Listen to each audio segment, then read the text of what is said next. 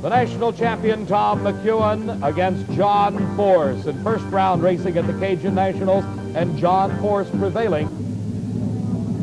John Force, a longtime West Coast racer, moving into the top of the line National Championship Tour in 1979 and doing a great job. This is John Force, the Corvette-bodied funny car, to match up against Raymond Beadle and the crew gathering around Beadle's car.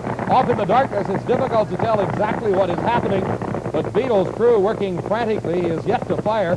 Force having completed his initial burnout. Force, only 29 years old, just started into the national tour this season, and thus far has got some fine elapsed time through that Corvette-bodied funny car. But of course, the Blue Max, one of the best known names in all of drag racing. Force not taking advantage of the one shot that he might have to take an easy single. He could have pulled up and staged, and then it would have been the pressure on Beadle to fire it and get it to the line immediately. Force doing another burnout, obviously going to be trying for the best time that he can. You saw there the starter giving the signal. It'll be a single, and that's what's being signaled from the Beadle crew.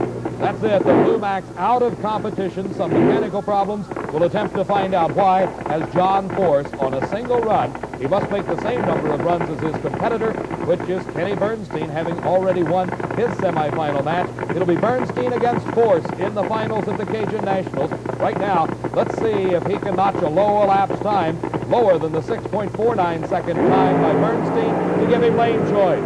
John Force on his way to a good run.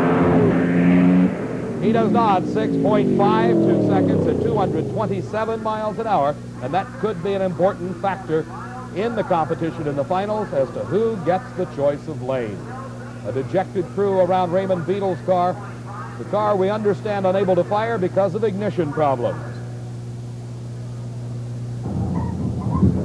Well, Dave, certainly it's going to be two of the most beautiful funny cars in all the world in the final round here at the Cajun Nationals.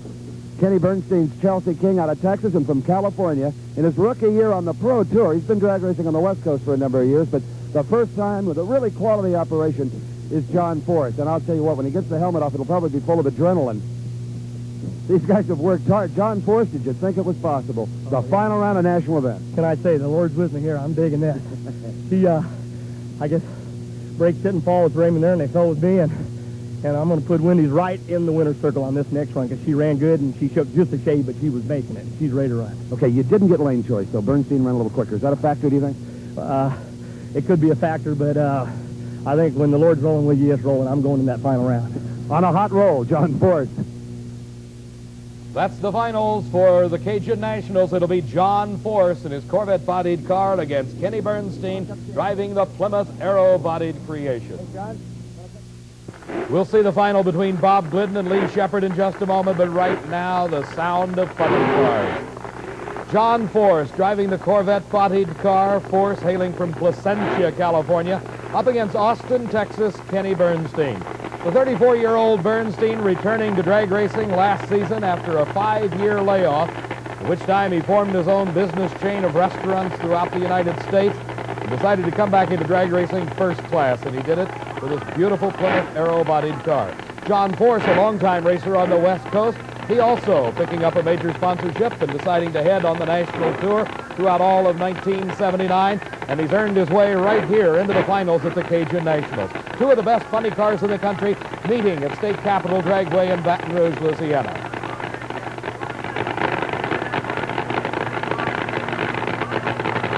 The burnouts completed, both drivers approaching the starting line, concentrating on the Christmas tree, trying to eke out that little bit of advantage at the starting line that may put them ahead at the finish line. Let's watch.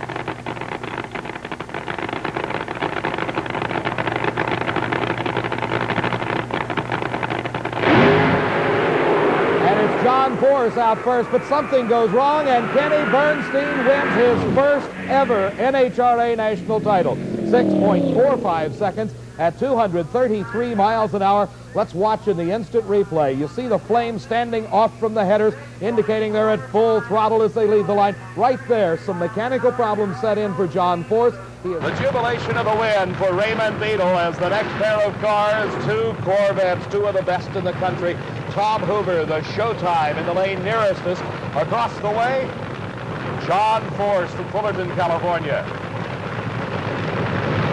Hoover is the the current world champion points leader, and he needs this win to extend his points lead. But John Force, after having a lot of trouble qualifying, actually making it on his final qualifying attempt on Saturday night, has done exceptionally well, and Hoover smokes the tires. And John Force, not to be headed on this run, wins it. 6.24 seconds, his speed over 231 miles an hour. Beetle will race one of these two cars. Ron Colson in the Hawaiian, a bright green Corvette, against the other Corvette in the far lane is John Force.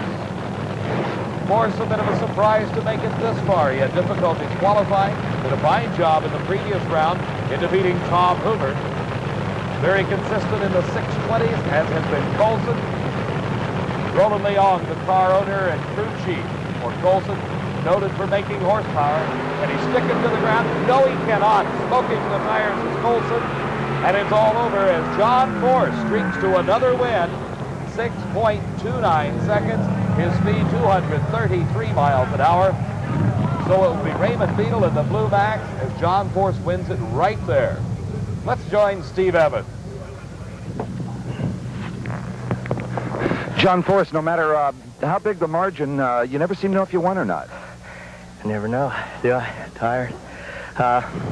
It left good, but it shook hard. I seen him a nose on me a bit, and then... You did win. You didn't red light. It come out of the shake. I didn't know I was cutting that light plenty close, but I figured I needed to get around him. Ran a little better, but I figured I'd still need it because Roland, he knows how to hit it. Your first year on the Pro Tour and your second final round appearance. You've got to be really happy with yourself. I love it. I love it out here, and it's kind of a simple deal for me because all I do is kind of keep the sponsors happy and do what they need to make it work, and the rest I got to hand it all to Steve Pluger because he's the guy that makes this whole thing work. Well, he's going to have to find a tenth of a second to race the Blue Max. Well, leave it to Pluger. He'll figure it out. John Force going into that final round. It'll be the crafty veteran Raymond Beadle against the newcomer. The finals of Funny Car Eliminator. Some $10,000 up for grabs here to the winner. This man, John Force, had difficulty even making the program. It took his final qualifying attempt late on a Saturday evening just to make this very tough 16-car show. And believe it or not, here he is in the final. But it's not going to be an easy final because he's running the car that has to be the heavy favorite, the Blue Max. He's dominated the racing as Raymond Beadle has driven this car to low elapsed time of eliminations at 6.09 seconds, matching the low qualifying time of Don Trudeau. So John Force, in his first year on the circuit, is into the finals for the second time. He has yet to win the big one. Raymond Beadle, runner-up thus far 3 times in '79. He was runner-up at the Winter Nationals, the Spring Nationals, the Mile High Nationals, and has he got a lead here at the Summer Nationals? And it's Raymond Beadle winning the race.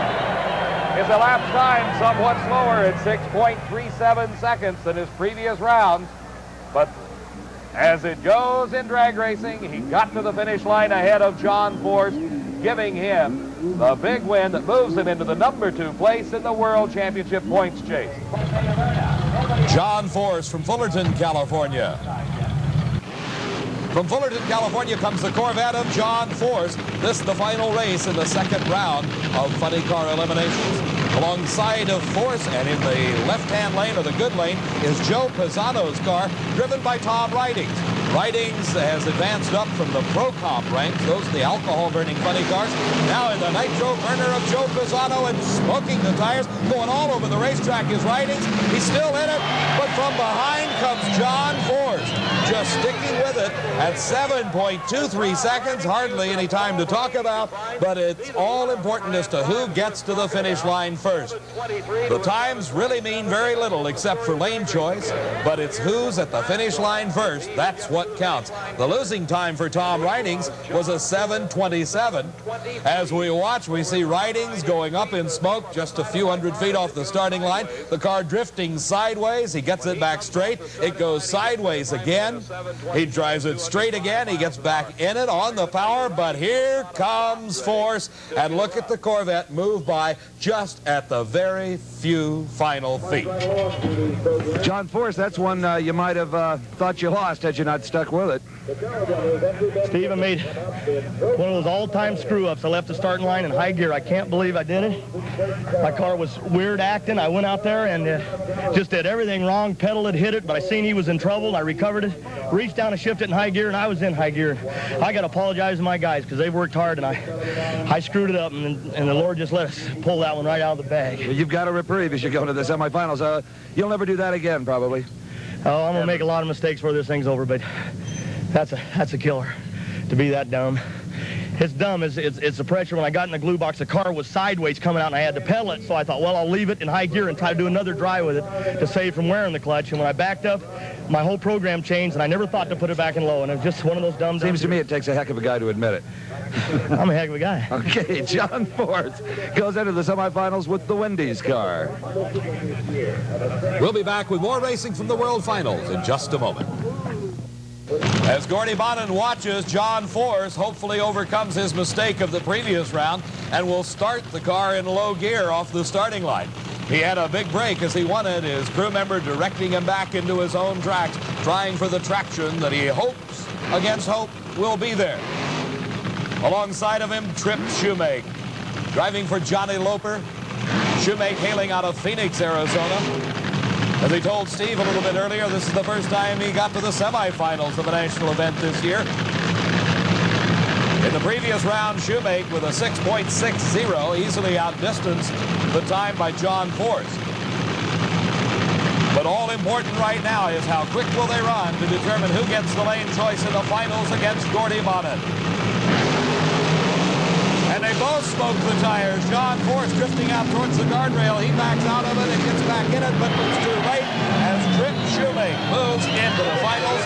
His elapsed time, 6.88 seconds, and a dejected crew member heads back for John Force's crew to go down and tow the car back as race day is over for John Force. You see the two cars both losing traction right off the starting line.